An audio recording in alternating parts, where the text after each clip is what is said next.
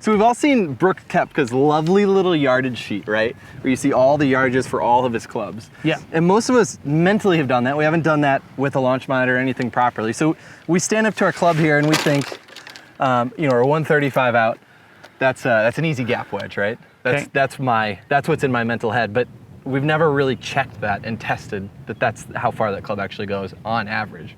Yeah, I mean, I think what I see from most players is they don't hit it as far as they think in the air. So one of the challenges I would have is that most trouble on the golf course, when you look at this, is going to be short. They rarely put a beautiful bunker or a water feature behind the green.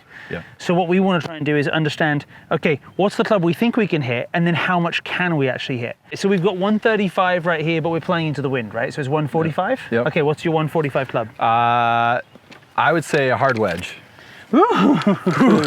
Jeez. Feeling strong today. Jeez. All right, we're gonna take 3 golf balls each. Yep. There's a third for you. Okay, so 145 into the wind, you can hit a hard wedge, huh? Wow. We're gonna find out, aren't we? Gonna flight this.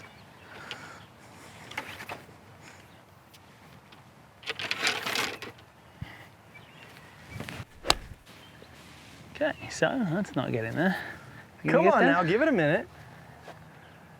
Oh, that's there. Oh, just there. Front green. Just there. Front of the Okay, green. so for me, I would say 145 is just a good 9-iron.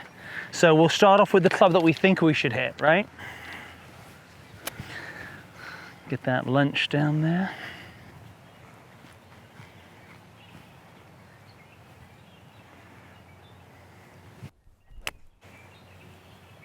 So there's a 9. I feel like I had to hit that a little harder and just short.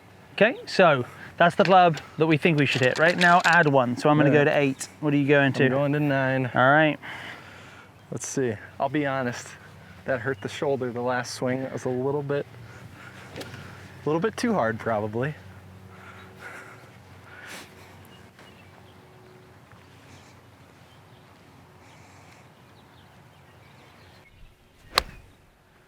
Now I had 8 out to begin with. I know I could get a 9 there, but this is to me now what would be, you know, where I swing at best is 80%, right? I just like being in a bit more control of my golf swing. So There it is. okay, so there's 8-iron, which is 1 extra club. That's pretty close. Okay, now go to 7-iron. Okay, I'm going to 8. And the idea here is just test it, right? I mean, hit a 9, hit an 8, hit a 7, and start to see how the swing feels, but then also start to see where they end up.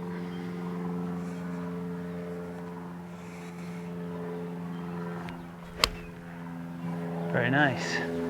Now that was a much easier swing, much better balance to it. And you're off the back, just at the back of the green.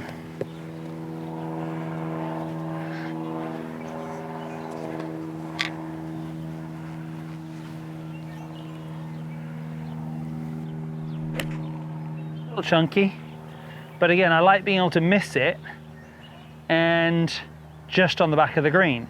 So the idea here is to just challenge yourself to start to realize that the club you probably think it is a well-struck club, whereas if you take 1 extra, you can slightly miss hit it and you're still close. You can swing with inside yourself, you have more control over it. But again, it's all about you testing. It's going out there and deciding to challenge yourself at different clubs rather than, you know, just sticking with the club that you're used to. None of us are so precise that there's only one club that's going to get the job done. Absolutely. We can add 1 and add 1 and swing with a little bit more control than trying to rip it. I love that. Go out and do that test, see what happens for you. Yeah, and what are the clubs, you know, what's your 150 club? Let us know what your 150 club is, and then what are the 3 clubs that you could hit from 150 rather than just the 7-iron or just the 8-iron? Is it 8-iron, 7-iron, 6-iron? Is it 9-iron pitching wedge, and for Brooks probably gap wedge, you know? Yep. All right. Perfect.